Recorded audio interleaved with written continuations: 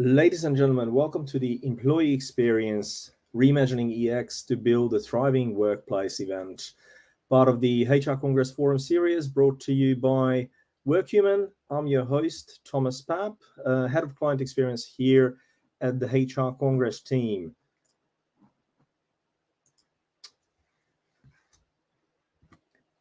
Workhuman is shaping the future of work and the world through its people and global technology, helping forward-thinking companies energize their cultures, unlock their employees' passion and potential, and unite their workforce around a shared purpose. Workhuman is building cultures of gratitude and human connectedness for leading global brands, and that starts with their own.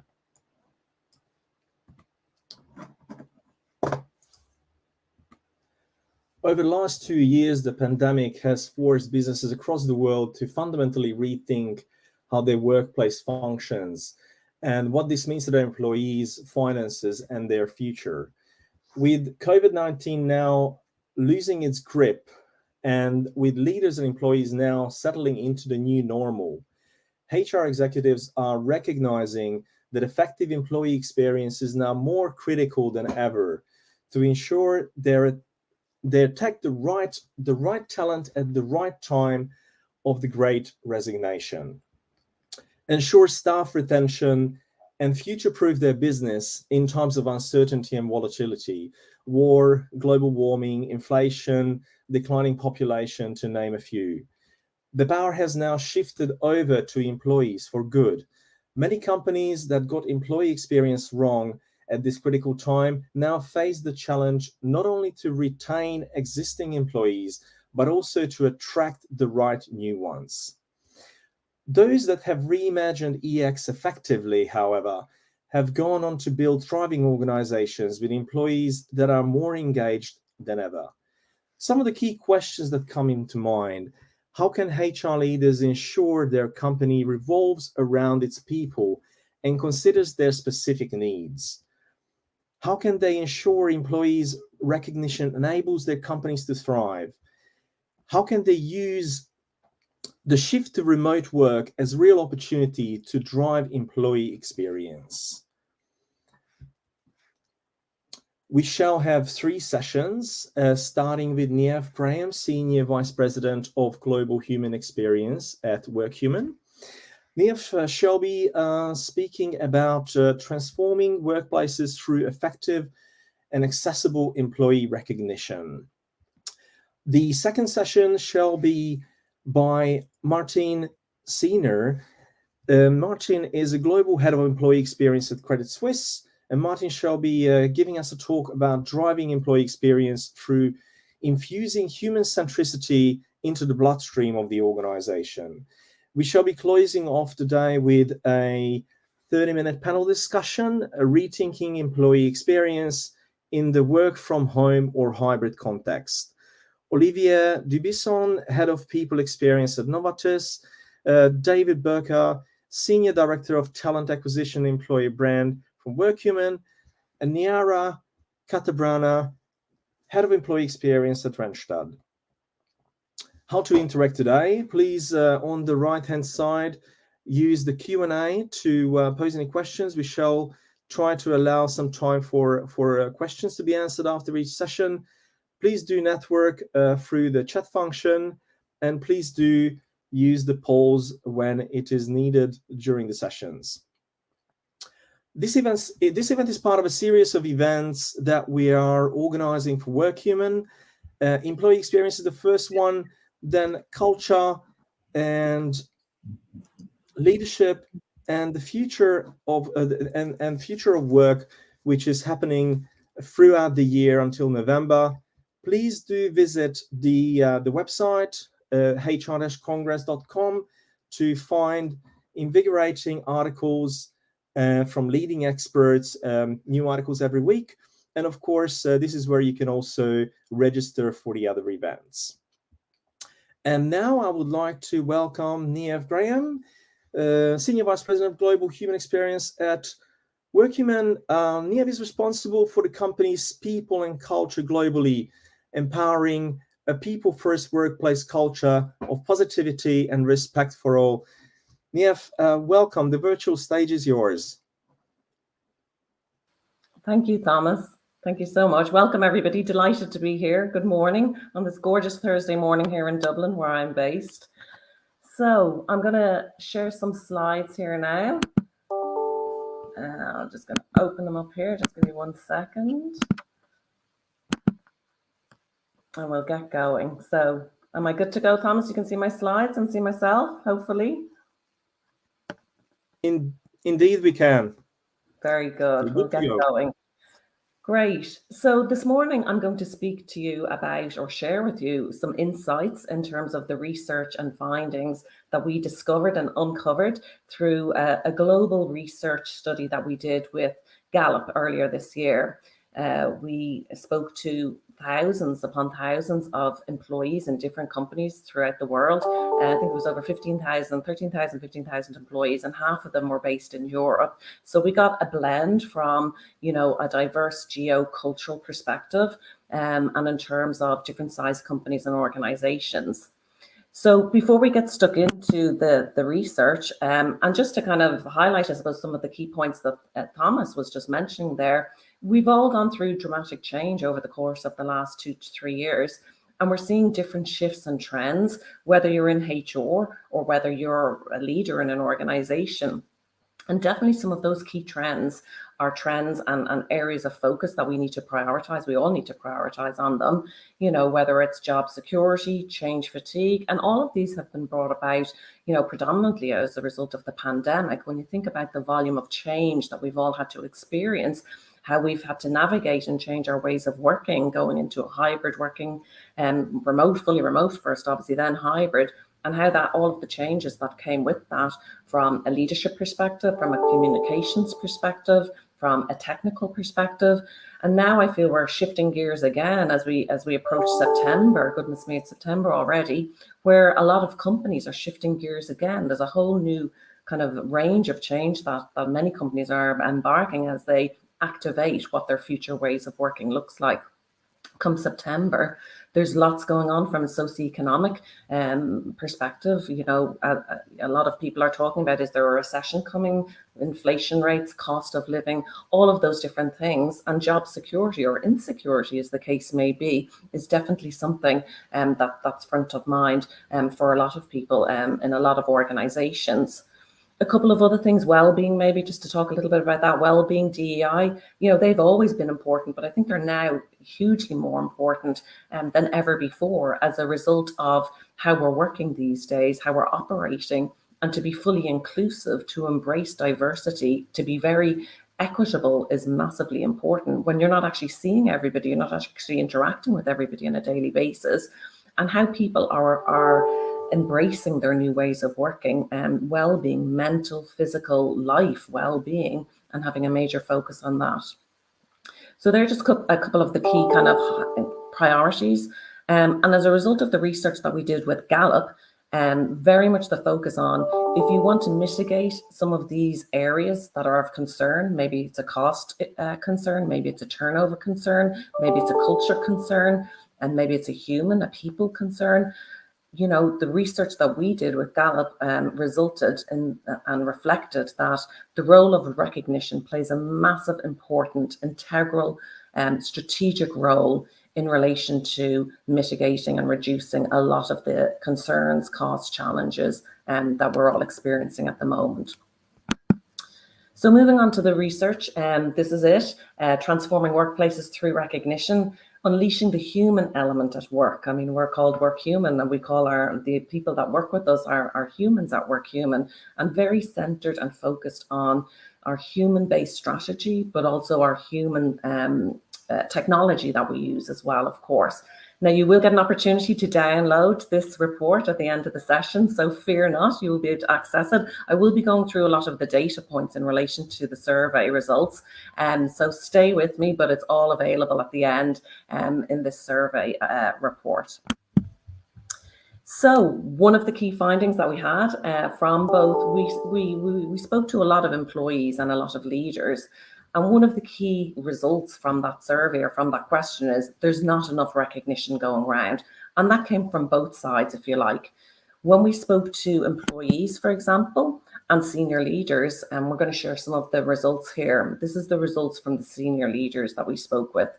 They said that, and these results are really, really high. So if you think about a strategic recognition program, if you think about a social strategic recognition program, this is what some leaders found when they reflected on their own organizations. When they had, whether they had a strategic program or not, this is how they felt about it. 81% felt that it wasn't a strategic priority in their own organization. 73% said they didn't receive any training in relation to the recognition program. So they, as leaders, how are they going to lead by example, kind of set the stage in relation to what recognition should look like, how it's linked to company values and behaviors, for example. There's a lot in there that gets missed, very high percentage. And 64% said they had no budget allocated to recognition, again, which is massive. When you think about, a percentage such as 1% of payroll towards a recognition program, that can make a dramatic impact. And we'll talk a little bit later about some of those business and some of those key performance indicators that actually reveal, investment in recognition does very much help in relation to some of those costs. And again, we'll touch on those in a moment or two. So very stark findings, very high, and surprisingly so across the organizations that we surveyed. And then from the employees' perspective, again, conversely, in relation to what they feel about their programs, only, and again, these are small on the converse side, if you like, so only a quarter or nearly a quarter of those employees that were surveyed, felt that their recognition program was related to work-related milestones. Only 15% of those felt it was related to or included life events, those life events that are unrelated to work, if you like, whether it's buying a new house, whether it's, getting married, having a new baby, a new pet.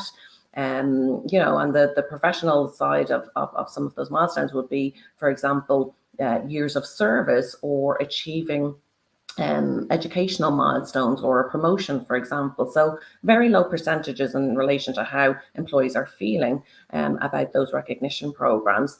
22%, their organization used a digital recognition. So that means the rest is offline, whether it's items, pen or something like that, who knows what it is, but very low in relation to, we're all living in a digital world right now, and so 22% is a very low number when you're trying to reach all of your employees. Connection and culture are massively important now based on some of those challenges we talked about earlier on. And so having an online program, having a digital recognition program is really, really important. And then 36% of employees say that their organization has a recognition program. So again, only a third of those that were surveyed have a recognition program. And again, if we look geographically, that percentage was different across different countries. For example, the UK was different than Germany, for example. In Germany, the percentages were a lot lower. I think they were in around, and Ireland actually, they were in around the 25%. Whereas we looked at countries like, the UK and a couple of other countries, they were kind of in the 40s. So differences definitely from a geographic perspective and what companies are using in different areas around the world and Europe, obviously. So if that's the kind of the perspective from leaders and from employees, well, where does recognition hit the mark? What does success look like? So in terms of those recognized employees, these are some of the kind of the results that they shared with us, or these are the results that they shared with us, and this is how they feel.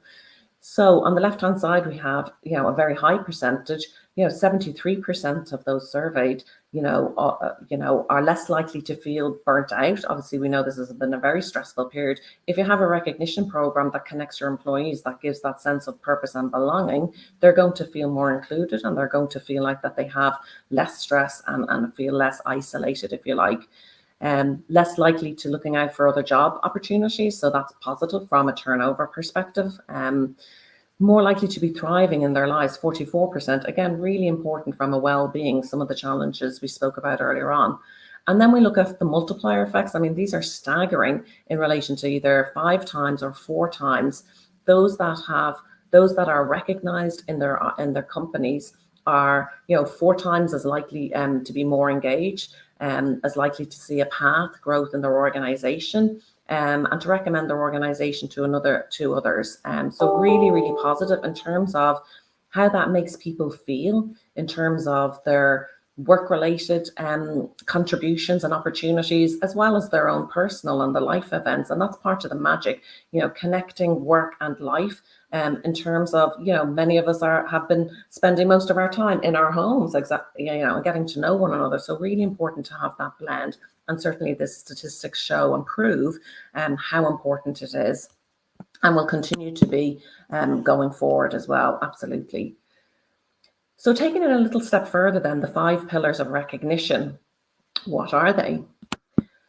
So the 5 pillars of recognition that have the most impact. You see along the top line there and highlighted there. So recognition programs that are fulfilling, that are authentic, that are embedded in a company's culture, that are individualized or personalized, and that are equitable, that are fair across the board. And again, some of the results were staggering, were massively interesting, and thinking about how companies should react and reflect on this in relation to their own organizations, and what they should do moving forward in relation to recognition and the role that it plays from a performance perspective, from a retention perspective, from a culture perspective, etc., etc. It's massive. So from a fulfillment perspective, how did employees feel? Only a fifth felt that they got the right amount. So if it's a monetary value award or recognition moment, only 1/5 felt that it was actually appropriate for the contribution that they gave to the organization. Only a third felt that it was authentic, so that maybe it didn't feel like they actually made a difference to the organization. Maybe it was faint praise, maybe it wasn't done in the right way, maybe it wasn't celebrated, maybe it wasn't crowdsourced, whereby peers got to congratulate and contribute as well. Embedded in culture, was the program and is the program linked to the company's core company values and one's individual values or kind of personal values, and that's really important in terms of embedding all of that in a culture, but that it resonates with your employees. And at the day, we're all human beings, and everybody wants to be part of a culture and be part of a company where they feel they can make a difference and where they're treated fairly and where they're included. Only 10% felt it was personalized, so that personal touch is really important. It's hey Thomas, great job today on kicking us off this morning, for example, like using somebody's name, reflecting on an occasion, adding in some detail where others can get to share, where that person feels like, wow, the person took the time to, send a message or send a video of congratulations to me as part of that recognition moment. That's a human moment that matters. That's really, really important. And then finally, having fairness and equity across the board. In some of our programs, some of the things that we review is the language that's used. We look at things like gender, we look at things like race, and making sure from a DEI perspective that there's fairness there. Some companies want to identify that as part of their recognition program and have tools to help inform them as part of their overall recognition strategy to influence decisions and change things when it pertains to things like equity in the workplace, and equity is part of a recognition program. So a lot there to reflect upon and think about, but obviously the 5 key pillars are the key areas of focus that everybody should be focused on in order to reduce or mitigate some of the risks or challenges we spoke about earlier. Another key aspect of what a successful recognition program looks like from a company's perspective, from a leader's perspective, and from an employee's perspective is that it has to be accessible to all.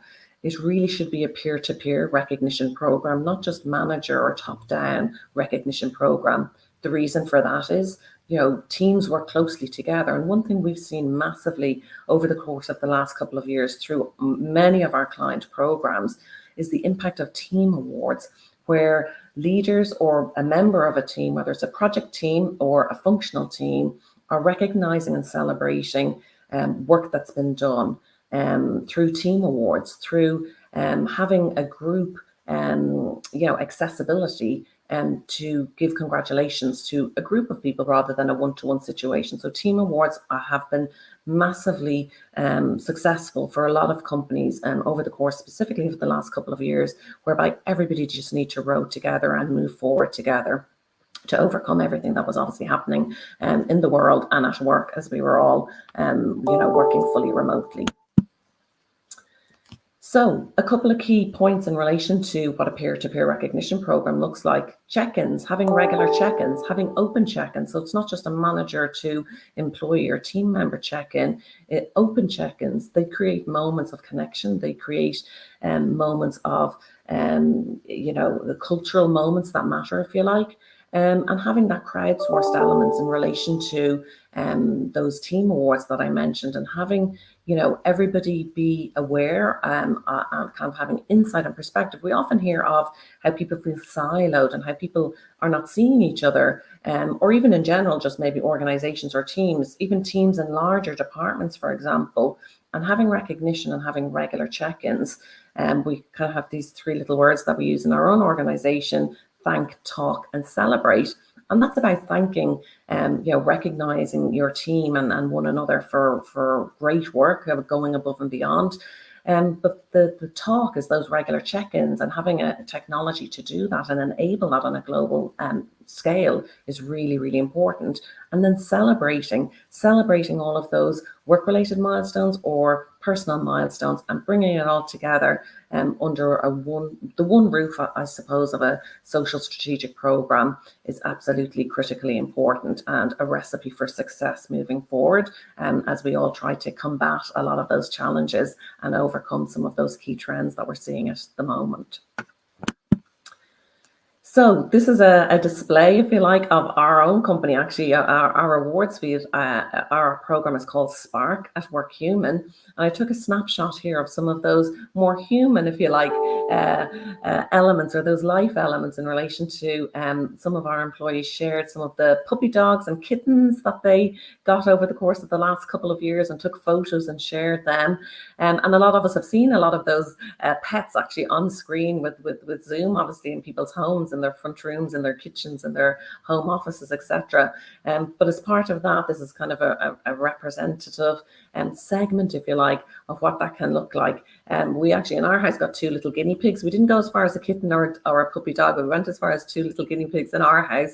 I should actually add them onto these. But similar to other life events, on our platform and those that of our customers as well, you may see unions, you may see pictures of people getting married, people having new babies, and then you see all of the professional things, years of service timelines, also, as I mentioned, promotions, welcome new members to the team, etc., etc. So this is just one version of what that looks like.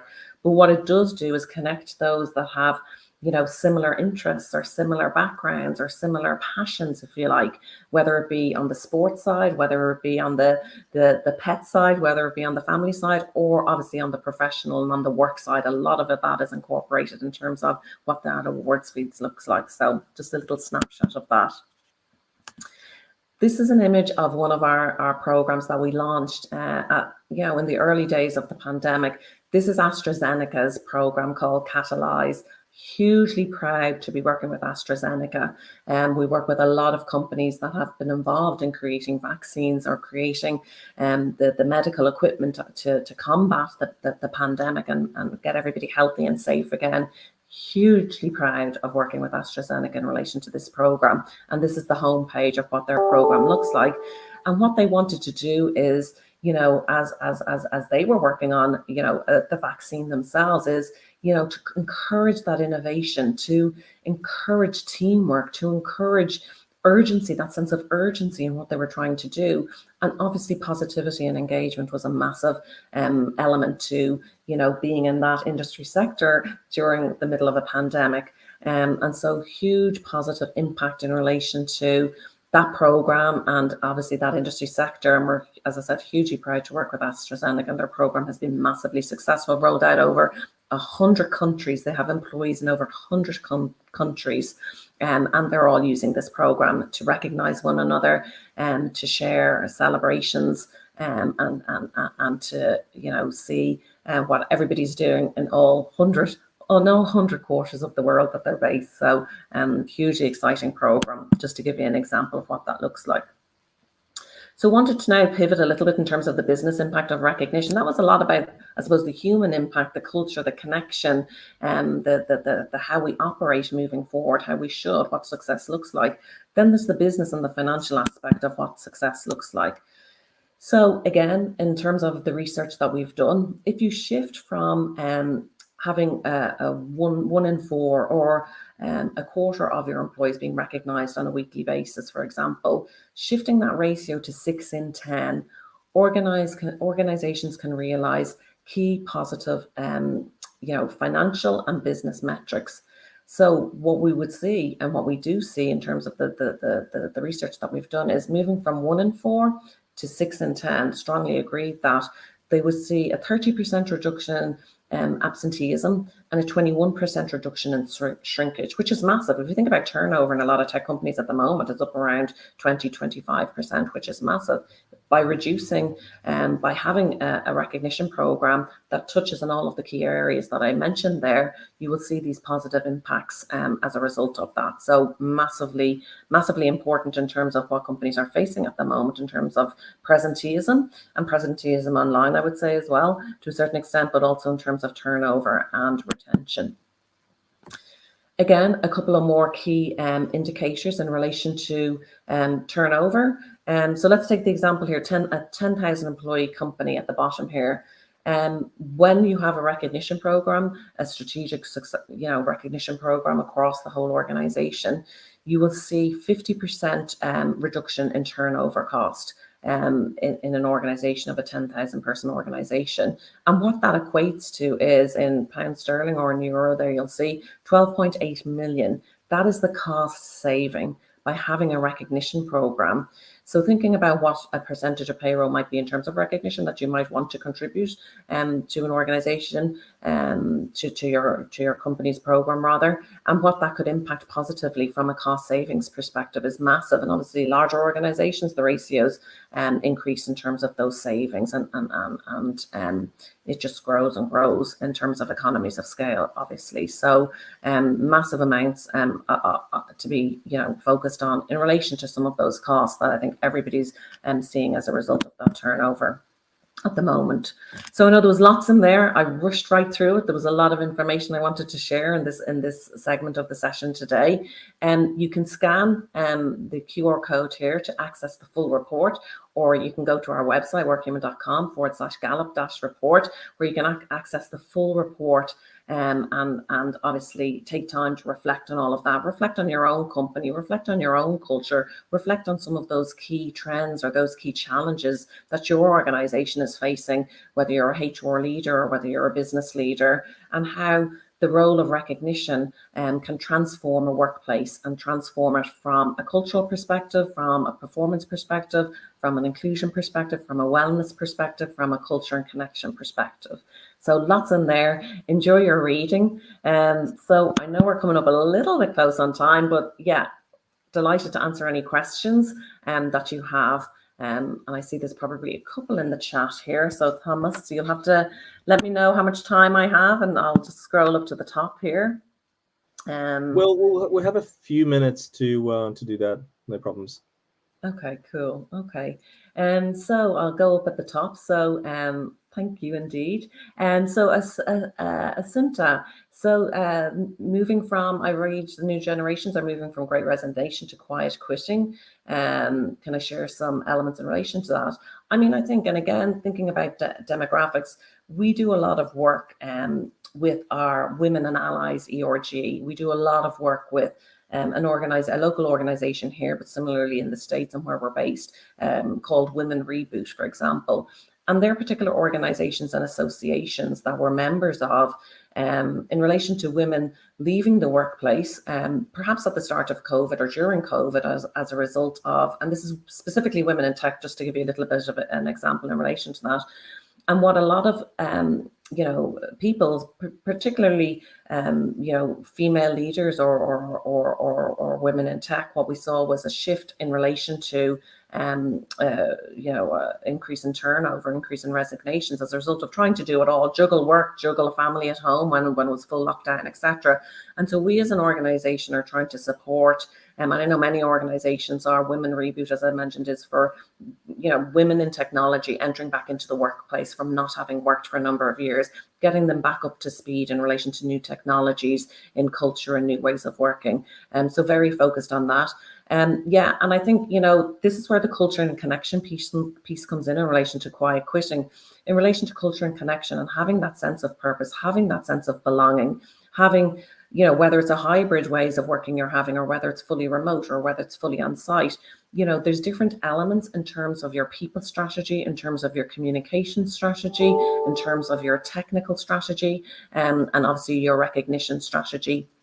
And really, really important to know and understand who your employees are, where they're at personally and professionally, and obviously try to do and support everything that you can in terms of retaining the great talent that you have, having that loyalty, having that, because obviously we know what the negative impacts are in relation to all of that. So definitely seeing an increase in relation to, the great talent swap. Demographically, it's different as well. I gave a couple of examples there, and I suppose women returning in tech, but demographically as well, in the different age groups, you're definitely seeing a change in relation to, what preferences are for certain demographics that are not preferable for others. There's different ways that people like to work, and it's navigating through that change and trying to create a blended approach that's going to satisfy all, as I said, touching on all of the key elements that I've talked about in more detail in relation to that in the survey. Probably just have time for one quick question. Culture globally. Again, in the survey, you'll see some more information about that in relation to the differences geographically in relation to recognition and some of the challenges there as well. So, Thomas, I'll hand it back to you. I know I'm up on time, so and we can come back and answer some of the other questions we didn't get an opportunity to answer just at this moment in time. Indeed, so and I guess people can get in touch with you as well, and we'll definitely put people in touch with the Workhuman team to answer any questions and any queries. Thank you so much for this invigorating session. And now, ladies and gentlemen, I would like to go to our next session, which is going to be Martin Steiner, and Martin shall be. Excuse me. So, I've got your slides, Martin. That's okay. I'll skip mine. So just a quick intro. Martin is the Global Head of Employee Experience with Credit Suisse. Martin shall be speaking about driving employee experience through infusing human centricity into the bloodstream of the organization. Martin, the virtual stage is all yours. Thank you very much, Thomas. Can you hear me correct? We can hear you loud and clear, and we can see your slides. Perfect. All right. So very happy to be here. It's actually quite a mouthful, right? How to infuse employee experience into the bloodstream of the organization. And I hope in the next 20 minutes, I will be able to give you a little bit of an idea of how to do that.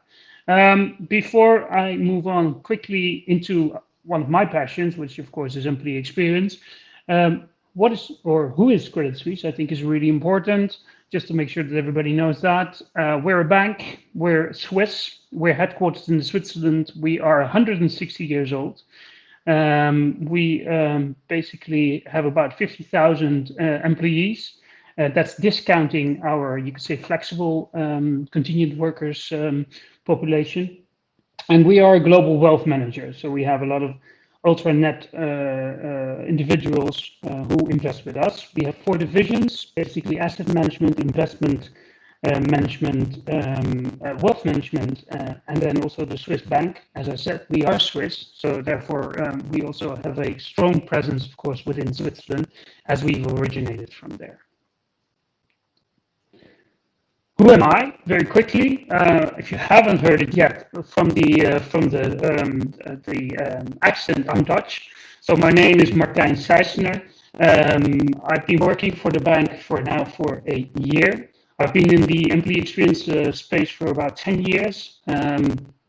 have moved to Zurich, got married, just some personal things. And the reason why I choose to join the bank when they approach me is the fact that my function is, or my position is actually duly funded. So I'm funded by IT and by HR, which I really think is forward thinking, because I have a personal belief that you should have the employee experience basically sitting at the crossroads of both IT, HR, and of course also facilities, or GSS as it's called within our bank.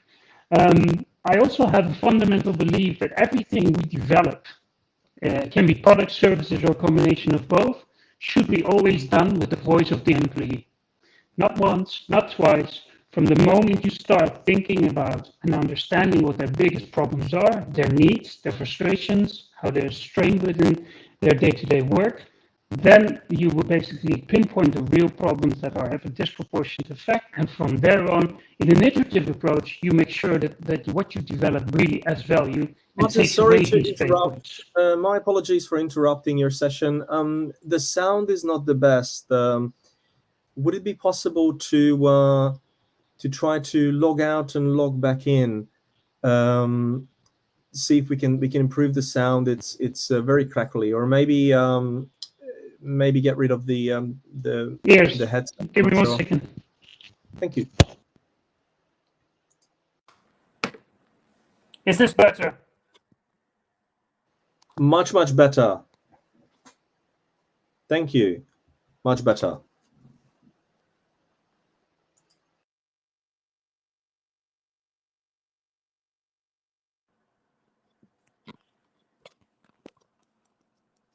Is this better, Thomas?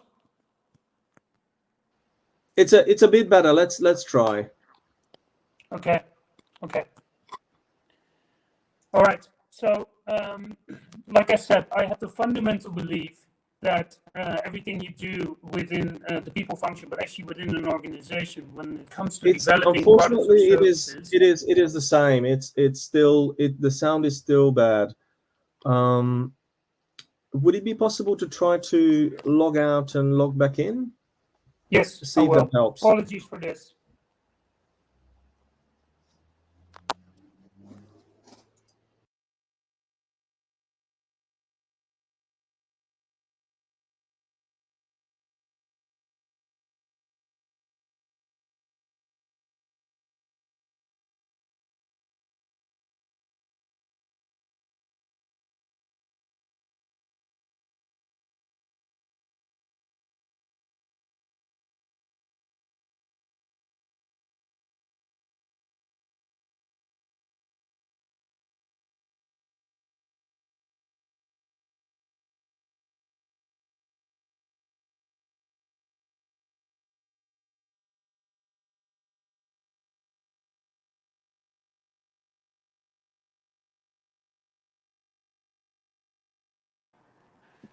All right, I hope this is better.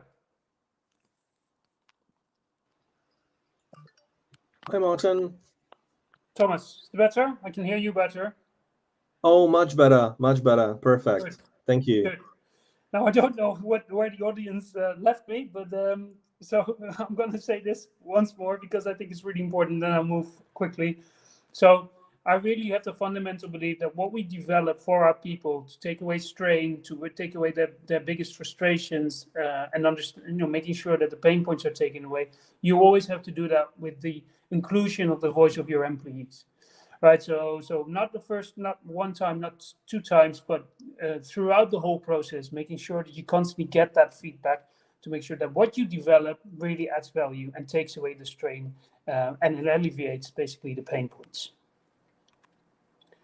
So to infuse employee experience into the bloodstream of an organization, I really believe that you need to play on different boards simultaneously. So one is you need to get experience data, and I'll explain very quickly what I mean with that, because it's not engagement data or operational data. It's a different kind of data that you need. And with that, you build empathy. The other thing is you need to start applying really an end-to-end approach, right? So you need to start working cross-functional. It's not only within HR that you can alleviate or solve basically problems, because you need to have the journey view, as many people have probably already heard when you talk about employee experience.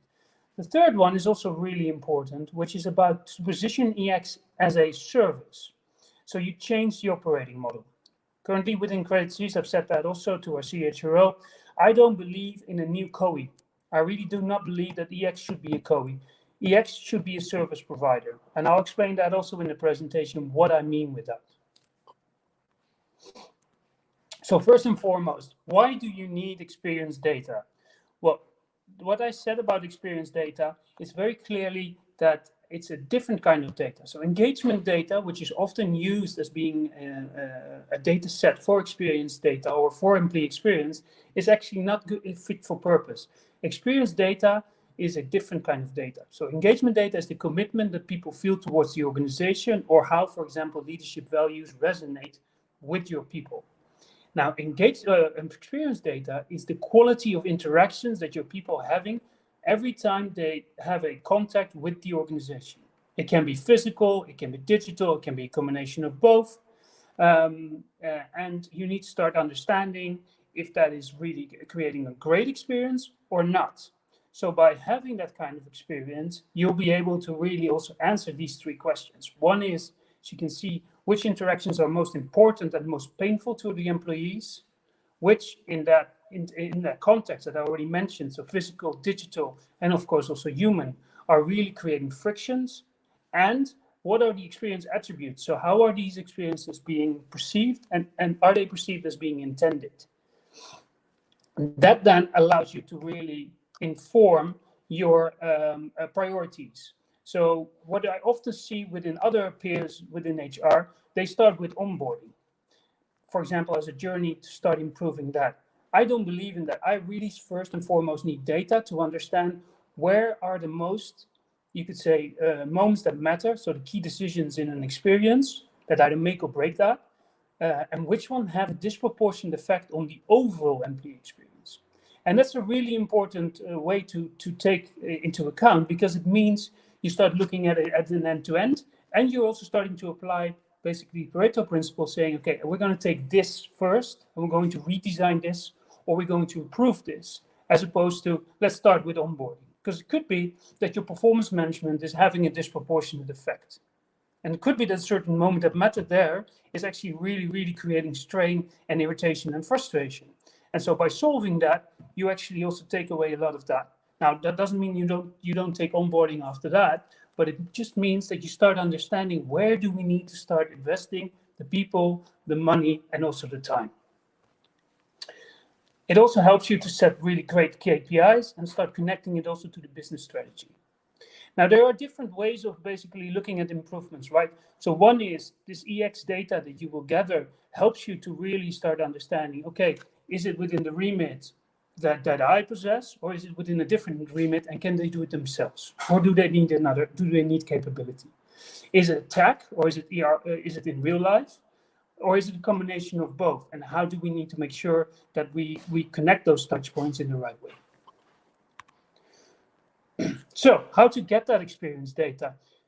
So first and foremost is you need to gather it, and you need to make sure that you have a measurement approach. It can be surveys, it can be observations, it can be all kinds of things, as long as it helps you to understand what the quality of your interactions are that the organization is offering to your people. Then, once you've done that, you need to measure the touch points, you need to measure the experience attributes, as I said, and also the moments that matter. That allows you to then create a baseline. Because what we're doing in Great Resignation, we are moving towards having this actually every quarter, so I can actually, when we've done projects, show to the business that we're moving the needle. Because if you don't, you always get into a conversation which is about opinions, and everybody has an opinion, and about really beautiful PowerPoints, and everybody can make those, but if you haven't validated it, if you have experienced it, if you don't have the data, it's just a really nice PowerPoint or just an opinion. So it's really important to have that data so you can have a good conversation with them. And with that, you're also creating and infusing basically the EX KPIs as a currency within the organization. Then you need to convert that into insights. So we've all talked and all heard about personas, moments that matter, journey maps, user stories, all of that, right? The only way to really create insights is to really make sure that you use triangulation. Martin, my apologies to interrupt again. We're having some issues with the audio yet again. I'm really sorry. When you logged off and logged back on, it improved a lot. Would it be possible to try that again? I will. Thanks.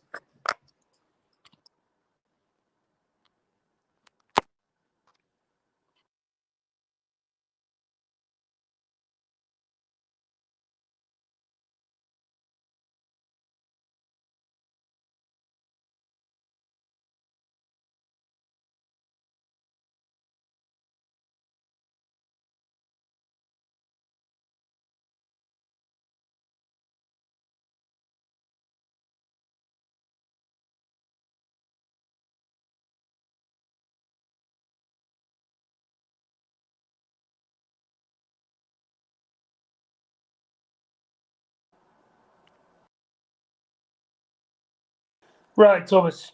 Better now? Great, it's good again. Okay. All right. Apologies. I don't know what's happening. I got full reception, full Wi-Fi and everything, so I don't know what's happening there. Doesn't matter. I'll continue.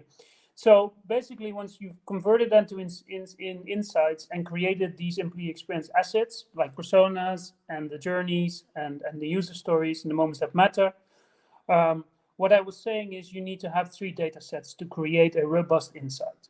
So if you only come to me with just one data set, I get feeble because it means there can be a bias in there. So by creating 3 data sets, and it can be very low tech, you can do a survey, you can do interviews, contextual interviews, and you can do, for example, ethnography, which means you ask people basically to write down how they're feeling, what they're experiencing, or you do observations. I don't care. As long as there's 3 data sets that are linked to the same hypothesis, you're able then to say, okay, these insights are so robust that we can say, okay, this is a good starting point for us to look at, okay, these are the needs and the problems that people are having. Once you have that, you'll then be able to also identify the experiences with the highest friction and also the ones that will give you basically the biggest impact if you redesign or improve them. Now, this kind of insights then help you to prioritize the journeys that you need to redesign. Like I said at the beginning, you can start with onboarding if the data shows you that that's actually something you need to take forward. You can then also decide on the quick wins, which means in which remit can we improve very quickly and how do we do that? And you prioritize basically the moments that matter that you want to redesign in such a way that they actually make the experience as opposed to break the experience. Thomas, just checking, sounds still good? Not the best, but we can understand you. If it gets really bad, I will let you know. Okay. So then what's also really important, you have the data. You need to also have a basically holistic view if you want to improve this end-to-end in the employee experience. Like I already said, and some of you might also recognize this from Jacob Morgan, it's really about, all things basically both digital and physical, and also the human space. And these spaces, they constantly interact and intersect. So therefore, you need to really start understanding, again, which are the moments that matter, that make the biggest impact, and also where on these intersections are things going well and where are they not going well. And so by taking this kind of view, you also start understanding that the employee experience is not a linear kind of thing. It is a holistic and should also be seen as a 3-dimensional space in which you, by data, start understanding where to start focusing. What's really important is that you then start redesigning, like I said, redesign the employee experience with a repeatable and scalable approach, right? So you design, I really fundamentally believe that with every redesign of a journey, you start redesigning the company. The reason why, I'll come to that very quickly, is in 2 or 3 slides, but has to do with the fact that once you are redesigning a journey, you will also start looking at the processes that are underneath there. You will also start looking at the actors that are playing a role in that experience, and so forth and so forth. So basically, by having a scalable approach, which is really important, you are using the journeys as units of transformation. And by doing so, you're also changing the organization and changing the operating model, one journey by journey. Now, I've just highlighted very quickly here the process redesign, and the reason for that is like I already said, is you should always look at the employee journey as being the, you could say, top layer. So you have the top layer, and from the top layer, if you then look at it, there's a front stage. And the front stage is basically everything that the employee is experiencing when they interact with your organization, right? So it's your channels, it's the products, it's the actors, it's the touch points, interfaces, and basically really important. And it can also be seen by your employee. Now, the other thing, if you then go to a layer underneath there, which is basically the backstage, it is not visible for the employees, but we often forget that it actually is felt. We all know that we, for example, need to write or issue an IT ticket, and then some things happen with it. We don't know exactly what happens to it, but we feel, for example, that things don't work in the way that they should work. And it basically creates strain and it creates frustration. So although we don't see what's happening behind in the backstage, it still is creating an emotion with us as an employee. And then last but not least, which is the behind the scenes, which is basically your rules, your regulations, your policies, and your budgets. So if you look at this slide, you can really understand that if you're able to really take the employee journey view and the employee-centric view as your starting point, you will then be able to really start basically exposing all the things and all the organization parts that are working to make or break that experience. And by process redesigning these kinds of things, you will also be able to really then improve and take away some of the pain points and the strain of your employees. And at the same time, basically simplify and automate many of these processes that are currently in place to, at one point, create a much better employee experience for your employees.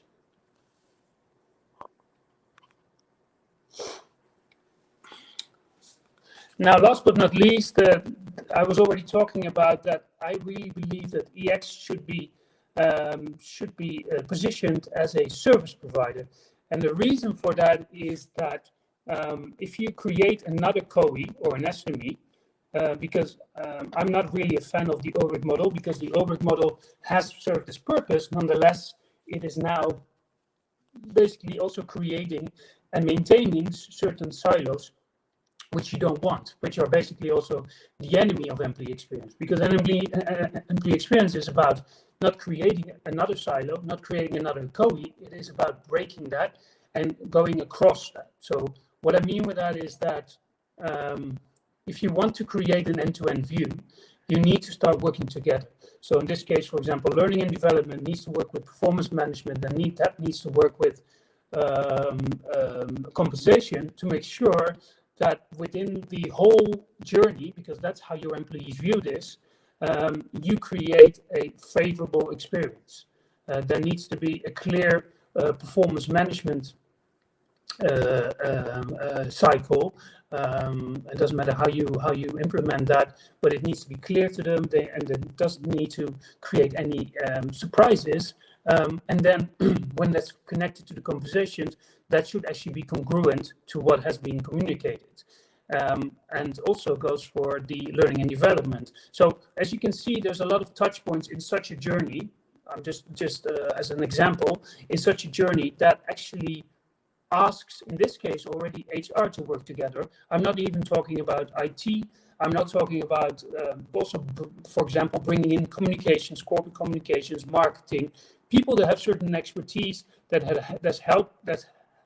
helps you to create a proposition that is congruent and that is consistent and that basically is very clear to your employee and reinforces what they expect, and also reinforces the communication and what you've communicated. So it's really important, just to highlight that, is to actually position EX as one, a service that provides transparency, that enables you to set the right priorities for you as an organization. Two, to have basically the capability that you can then bring in to agile teams who work on journeys that provide, you could say, employee experience thinking, understanding how to build these assets, how to work with data, those kinds of things. And then last but not least, also to have EX basically delivered as a service to measure the business impact, that whenever you make improvements or you redesign journeys or moments that matter, that you can show basically from the data that you've moved the needle, and also what that means in terms of, for example, cost saving or creating heightened productivity, etc., etc. So as you can see here, it shouldn't be working as a standalone COE, but instead it should work as a service provider, helping the organization to embrace an end-to-end view, and also taking employee experience seriously. Very quickly, 2 minutes on the last things. So just a case study, very quickly. What we did is we looked at, okay, so if we want to onboard new line managers, how do we then do this? Now, in this project, we basically introduced the journey mindset, which already showed the different parties where in this journey they should work. The journey was set up from data, so there was a survey done, there were interviews done, and there were also some observations, which allowed us really then to create a journey view from the point of view of the line managers, and then also bringing in the different parties that were involved in every stage of that journey. We also created, in this case, Proto Personas. We started with 2, but from the data and from the iterative approach, we actually found out that there was a 3rd one. So we made sure that that also came in. And last but not least, we also constantly went back to, you could say, our user group, which were 5 line managers representing also the different personas, to make sure that the propositions that we developed throughout that journey, the products, the services, were constantly being validated and getting feedback basically from them, to make sure that they worked and they were adding value. Last slide, if it comes, and then I'll have some questions. So this is a different project. We are currently implementing a human capital management system. And what we did is we again went out to our employees and asked them basically, what do you think about our HR services and products? And from there on, we developed, in this case, EX assets, employee experience assets. So the personas, which basically is, who are you designing for?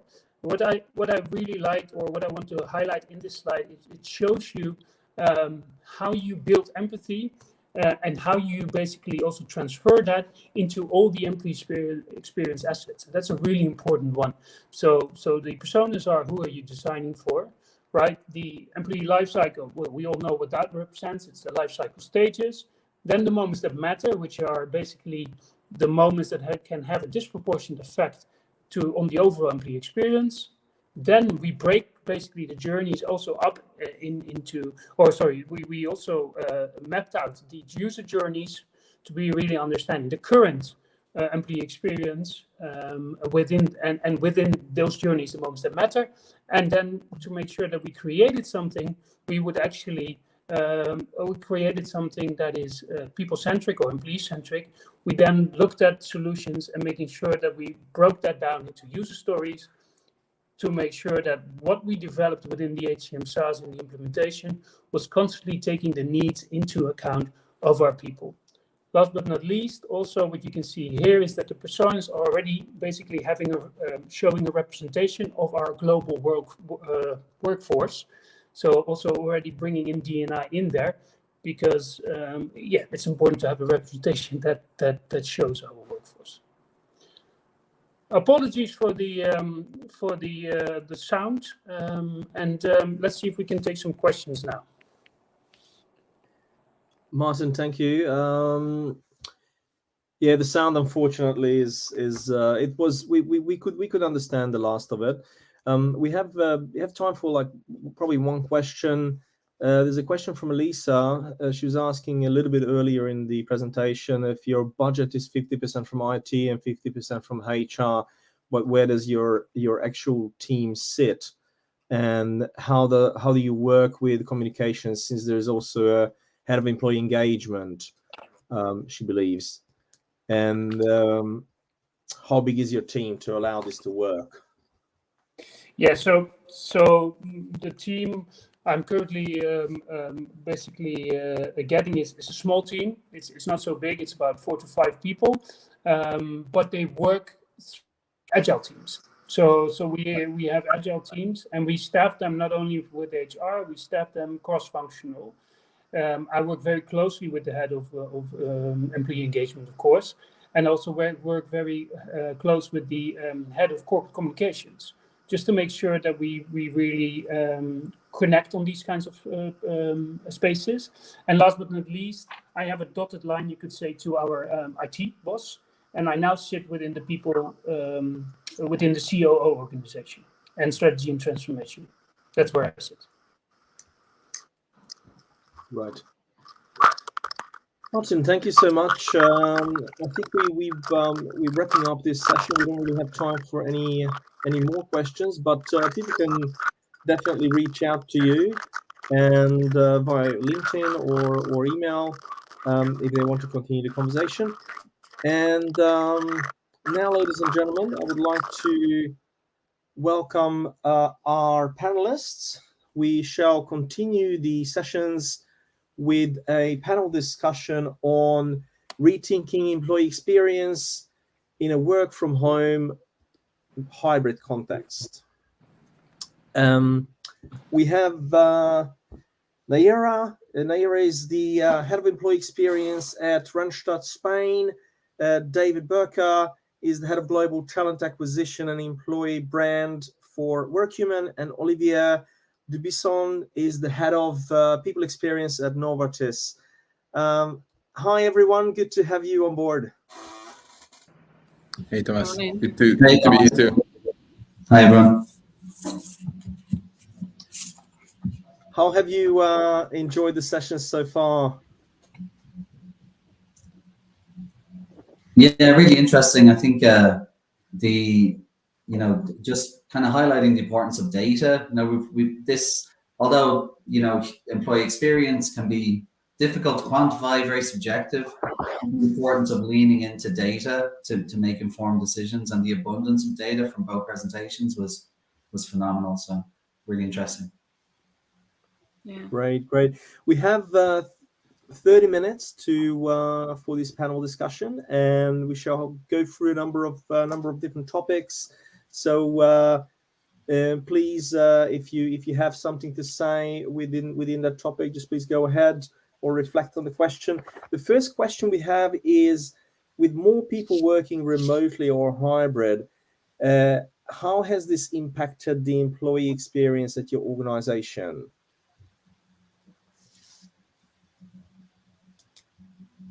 Nayara, would you like to? Sorry, David. Go ahead. You can start if you like. No, after you, Nayara. Go.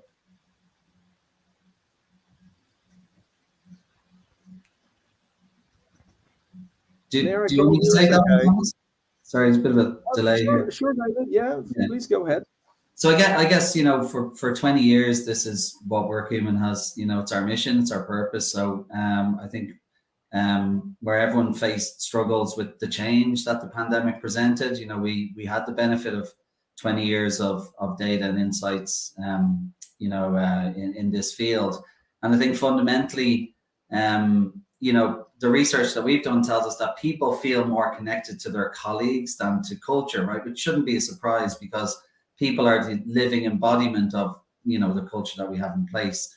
So for us, the primary, objective should be, however people are working, whether that's fully remote, hybrid, fully on site, it's making sure that we are facilitating the opportunity for genuine human interactions and connections. When people can connect with each other and importantly be seen, for their whole self and for the value they bring to the organization in terms of the work they do, but also the impact on the people around them. That's when the magic happens. So I think trying to find ways for people to connect in a meaningful way is paramount. So clearly our recognition platform and programs allow us to do that, and given that this is our space, we're super users of our product. So when I'm trying to explain it to older relatives who don't really understand technology, I kind of call it a happiness machine. So it might surprise you to know that like every one of our employees last year was recognized, through our platform. But we had a recognition moment every 2 seconds last year. So, there's that tells us a lot of things. Adoption, high adoption of these programs is really, really important. So if you can get a program that allows people to connect with each other, to communicate in a human way, as Niamh mentioned, seeing those life events as well as the work and service touch points. When you combine all of those two things, or all of those things together, you get a connected, engaged, and happy set of employees who are, not only contributing to the culture and the business, but also providing support and human companionship to those around them as well. So I think for us, it's really just double down on our belief that, connecting people through their passions and as people is the way to drive a positive experience. 2 seconds every gratitude moment every 2 seconds. Yeah, that's really amazing, and that's really showing that you're really engaging with everyone. Mm-hmm. That's great. Olivier, do you have anything to add from your side to this from Novartis? I think that for us, we of course have been looking at the impact overall to the company. I mean, we learned a lot during the COVID times. What has happened, I have to say, is that the moments that matter that Martin was sharing are fundamental and foundational to any approach about employee experience. What we are looking at is the moments that matter, that will really matter. And there is an evolution of this model now that we need to consider as companies. There is the moment of belonging. So how do I belong to the company? That's a moment that does not exist in the moments that matter frameworks, which we have been studying and developing, that I developed as well, many years ago. The moment of teaming, which is even more important because teams are spread around the world. And how do we create teaming in this new world of hybrid, remote, or fully on-site? Is different to the way that we used to do it. There are new codes to learn. There are new skills to learn. And then the moment of leadership. And the moment of leadership is not just for managers. It's a moment of leadership for everyone. Because as much as managers need to be clear on expectations and set the expectations for their teams, the associates, the employees also have certain leadership roles to play. Like, how do I address it? How do I respectfully challenge? How do I respectfully bring the discussion to a new level? So these, for me, are the 3 moments that matter that we are going to see in organization that needs to be developed further. Moments of belonging, moments of leadership, and moments of teaming. We are talking about connectedness. We are talking about trust. There is no better opportunity today. I think it's a unique opportunity through what happened during COVID, that we have accelerated a transformation that was already in progress. It's just happened that we have accelerated it massively because of what happened in the last 2 years. But employers have to adapt to it, and I believe that we have to move now in a new level of maturity from the employee experience perspective by focusing on these 3 moments that matter. But don't forget the fundamentals. They are there for a reason. You have to do the job well enough. But you have to start focusing on what then brings the differential of your company from an employee experience perspective. I like these pillars that you mentioned: belonging, leadership, and teaming. Nayara, do you have anything to add to this at all? I agree with my colleagues. I think, in fact, there is a challenge in how we work, how we create culture, and how we lead. Also, like my colleagues were saying, and yeah, of course, moments that matter change. It's not. I find that it's not only when we talk about hybrid, whether we go 2 to 3 days. That it's not the conversation here, but just in the points that they were pointing out, right? So that's where everything happens, and it's much deeper than a policy, and it really requires redesigning work. And it's not only about the moments that matter, but also about how we work as a company and how we are productive as a company. So are both pillars that you need to align. So the experience for people and how the company operates in a new way in this new context. Indeed. Let's jump to the next question. I'm just conscious of time. How can HR executives identify and support the well-being of their vulnerable or disengaged home-based employees? I'm happy to start this one, maybe, and then pass over to you, Naira. Okay. So for us, what we identified is that we have a big, DNI. It used to be DNI, it's DENI, Department of Diversity, Equity, and Inclusion.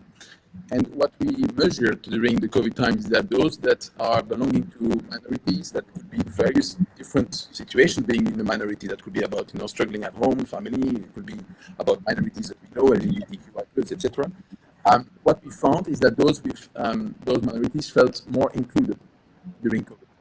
And that has been a massive learning for us. So how can we use that element and catalyze the energy of the organization to say, well, we learned so much, do we need to revert to the ways of working that were in the past, that maybe people felt different about it, or can we leverage some of the learnings so that we can actually continue on this journey of inclusion for everyone?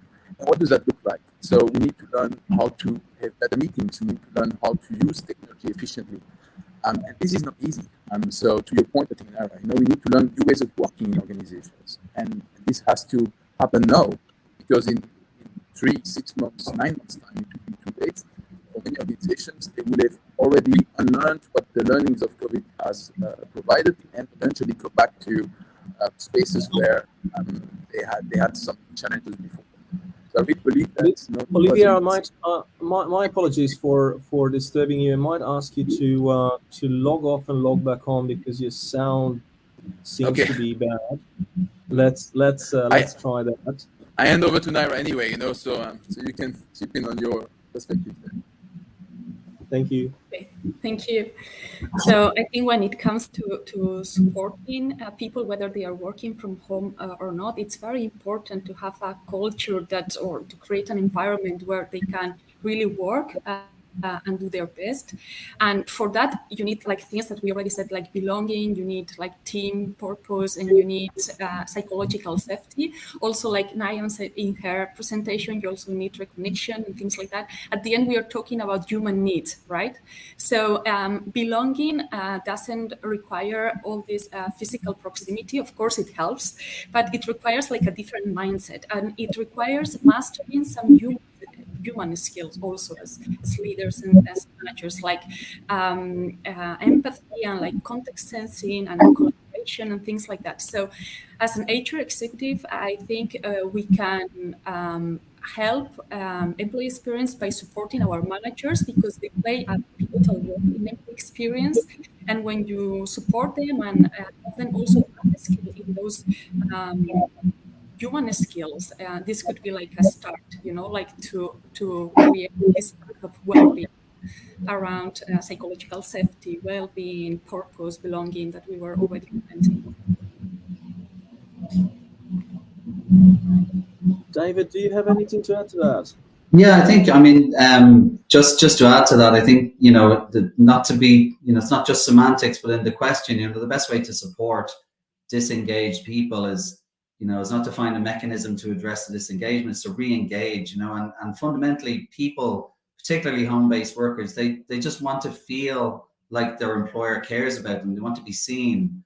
And I think it's that separation, that physical separation is increases that feeling that I'm not seen. So, again, programs of recognition or gratitude, or just finding ways to connect people through those moments that matter, again, which is a recurring theme. Just allow people to be seen. So I know Niamh touched on some of the data earlier on, but where there's a peer-to-peer element for that gratitude and recognition in place, people are twice as likely to feel like they're seen, like they're appreciated. And when it comes from a manager in the same period, it's 3 times as likely. So if I feel like I'm seen, if I feel like I'm valued, if I feel like I'm present, even though I'm separated physically, that helps me feel like I belong, which helps me feel, appreciated and fosters my well-being. So I think it's being really intentional and purposeful about how we allow people to be seen when they're not in the room. Yeah, it's so important in this hybrid world. It's so important. Do I matter? That's the key question when you're looking at. Sorry, Thomas, in line with what David was commenting, we also see in research that networks have shrunk. So all the things that David is commenting is very, very important, because you need to be seen, and that happens within a smaller group of people nowadays, and with your direct manager and with your immediate team. So that's why all those practices are more important than ever when you are in an hybrid or remote model. That's really interesting, because I think if you have a mechanism for these programs to be digital and therefore accessible by everyone, some really interesting research, the relationship between gratitude and dopamine, but one of the high bounce factors for that is observing gratitude. So you're not even in the giving or receiving, you're just observing, and just by association it boosts your engagement, your happiness. So I think finding a way to connect people, but and build out those personal networks that are shrinking, as you said, Niara. But if that can be part of a wider societal initiative in the organization, you're going to get exponential benefits as well.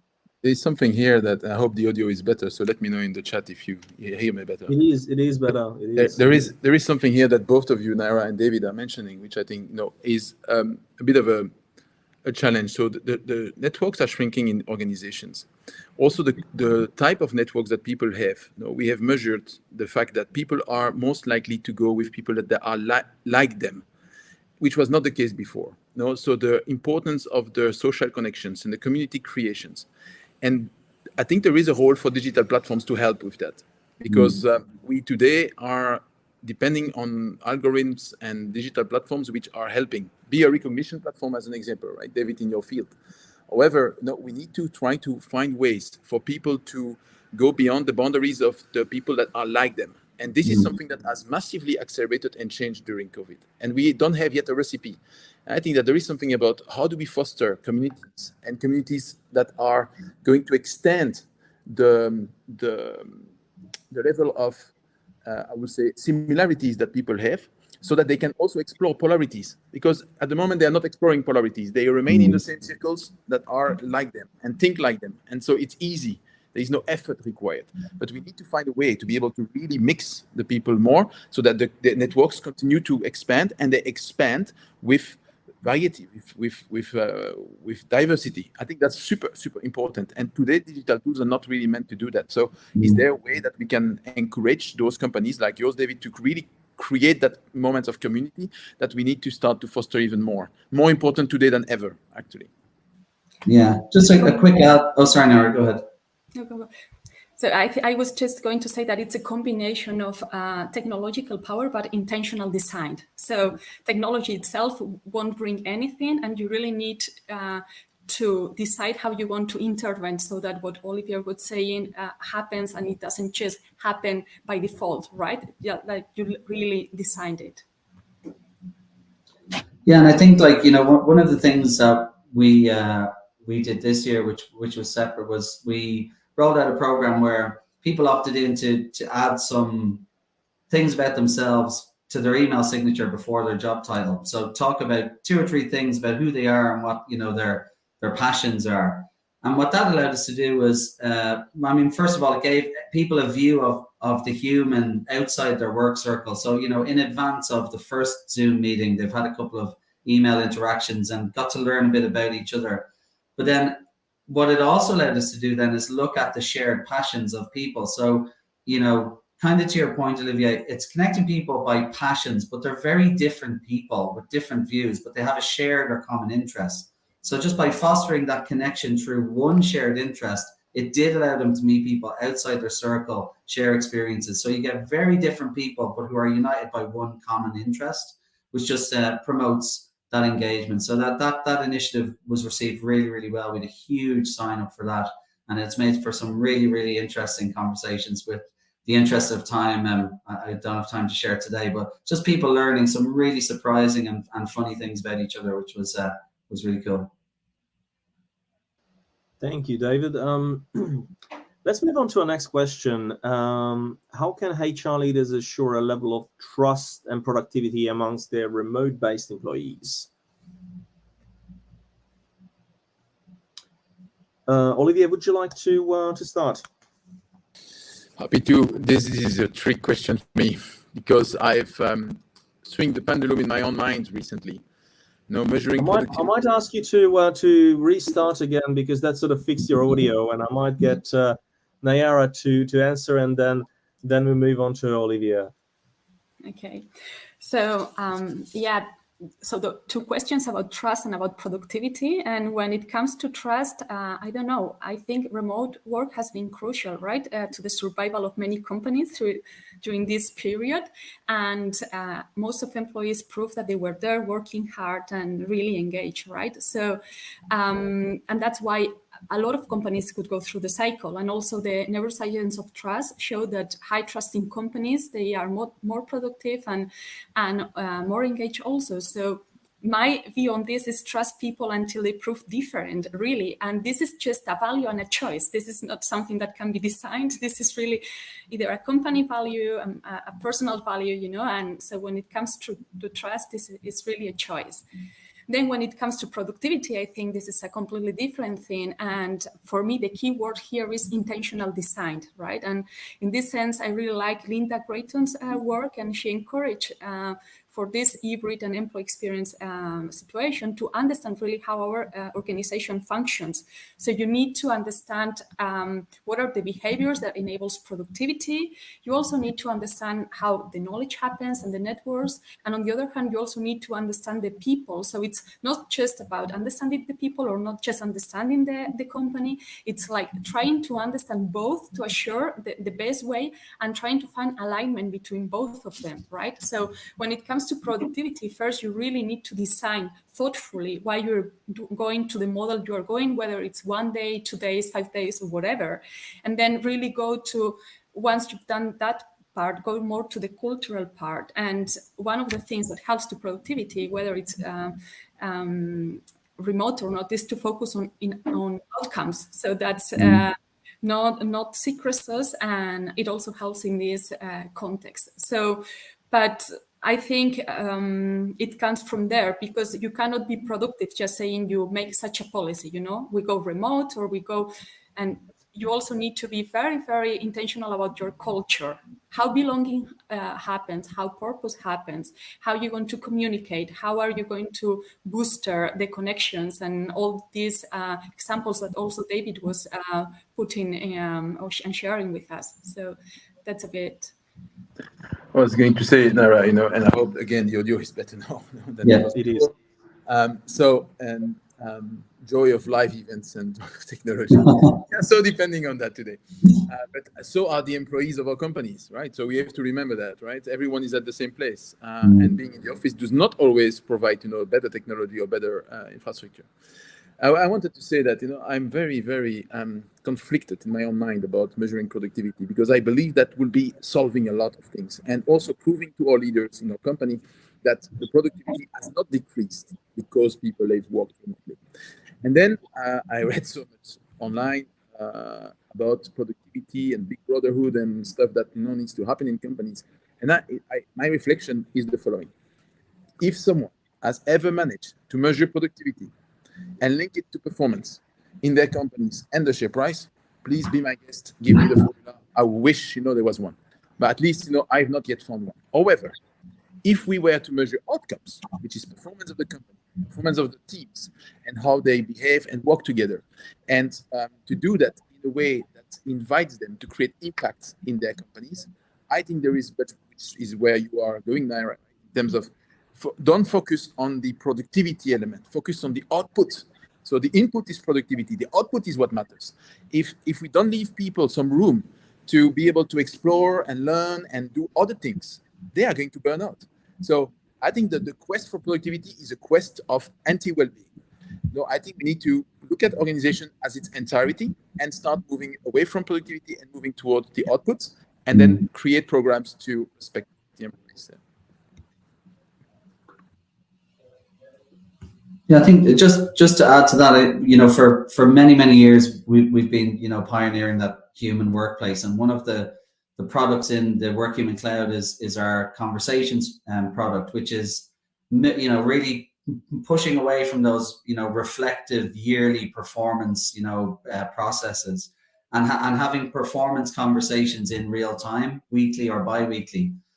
That really came into its own when COVID hit and there was distributed and blended workforces, because 2 reasons, right? It allowed us to ensure that we are talking about work and deliverables and output in an agile way. So, priorities change, things change. And if you're working from home and you're not around people and you're not, getting that latest bit of information in terms of, where the work needs to be tweaked, having those really frequent check-ins allows you to just keep on top of what's the priority right now. It lets me feel that the work I'm doing is exactly what I should be doing.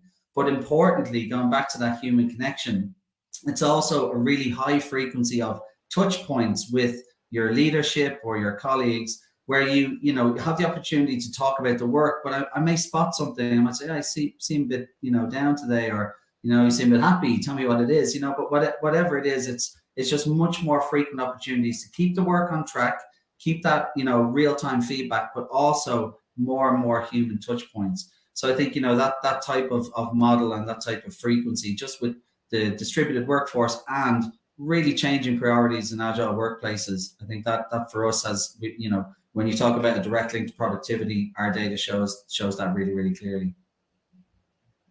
Thank you. So I'll send you the recipe, Olivier. We have it cracked, we think. And I think it links into our next question: is what new methods should we be using to measure the quality of remote and hybrid employee experience? Would you like to start on that, Olivier? Thomas, we have a big echo, from me, so you might need to repeat that question, and we all go on mute, so that we hear you well. What new methods should we be using to measure the quality of remote and hybrid employee experience?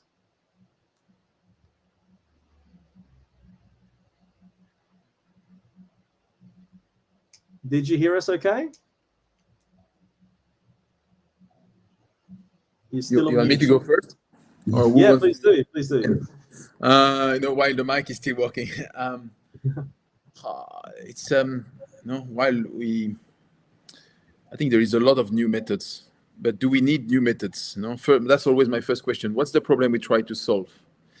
And we try to measure something. Everyone in the past, every organization always had some workers that were remote or some workers that were working hybrid in the definition that many organizations have. So what is the problem we try to solve? And I think that if we are identifying the problem we try to solve, which is engagement, belonging, the purpose of the company, culture, then do we need new methods, or organizations already have methods that help them to appreciate, because you can't measure it, you can appreciate a measurement of what that looks like. And I believe that each organization has to look into the mirror, into what's important to them. Is it belonging? Is it engagement? Is it culture? And others that translate into their perspective. But I don't see that we need forcibly a new method to measure something which has existed before, which has just been amplified. If it was brand new, completely brand new, okay. But I think in this case, I cannot say that what we are experiencing is totally brand new. It's different and accelerated and the unique moment in time. But what we already have in place, at least at Novartis, I believe helps us already to measure and capture enough information to help us make decisions about our employees in the future and the employee experience. Nayar, do you have anything to add to that? Yeah, I agree with Olivier about when it comes to measure itself. I think the metrics could be valid, so engagement metrics, because at the end, engagement is the output of the experience. What I think we need to work differently, and not only because of the hybrid work, but because of the evolution, is what also Martin was saying, is how we develop the experience of our employees, how we collect data, not only engagement data, but experience data, and also how we design the experience. And there comes co-creation, testing, learning, also being okay with not knowing, and also experimenting a little bit. So not doing really big things for a whole company, but listening and then also making a small experiments, and when they work out, so there you can really work the experience differently. So collect experience data, play around it, to say it somehow, and then deliver differently with co-creation, which is basic, I think, not so much top-down like in the past in HR, but a lot bottom-up initiatives in the design. And the measure at the end, it could be the same, because engagement is the result of your experience, right? Of your satisfaction with the interactions you have. So that would be my point. Yeah, I think there's nothing more really to be said there. I think to Olivier's point, we're not measuring different things, but what we are doing is trying new initiatives, trying new ways to see, can we engage people in different ways. So I think that the things that we would look at, that we look at closely are adoption, firstly. Like, so what are we trying to do? Are people engaging with it? If not, why? Let's figure that out. There's no point rolling out these big initiatives that we think are brilliant that people just don't engage with. And then as part of that, is it equitable? Like, we've some Gallup research that we show that, people's experience in recognition or other programs, depending on where they are on demographics or marginalized communities, their view of how equitable the program is can be markedly different from, how we see it. And then I think the ultimate metric really for all of this stuff really is in our retention data, so are people staying with our business longer as a result of the things that we are trying to do to address their experience changes, to kind of address the work changes and that disconnection, which we know, some people find problematic. So yeah, like Olivier say, not really reinventing the wheel, but just making sure that we're being really diligent about the measurements we're making and the insights we're taking from that data as we try new things. So I think we all have a lot to learn still. Thank you, David. I think it is time. This is all we had time for. It's been wonderful to have you all. Nayara, David, Olivia, thank you so much for your time and for your valuable insights. And I trust that everyone can get in touch with you on LinkedIn and get in touch with David and the WorkHuman team if they have any questions regarding the session. Now I would like to thank everyone for their time with us. The next event shall be happening on the 15th of September, which is on culture. Please do join us and WorkHuman on that session as well. You will have an opportunity to get the slides. If you haven't downloaded it from the handouts, then please do get in touch with us and we can make that available. Thank you, everyone, and thank you for the WorkHuman team for supporting this event, and see you next time.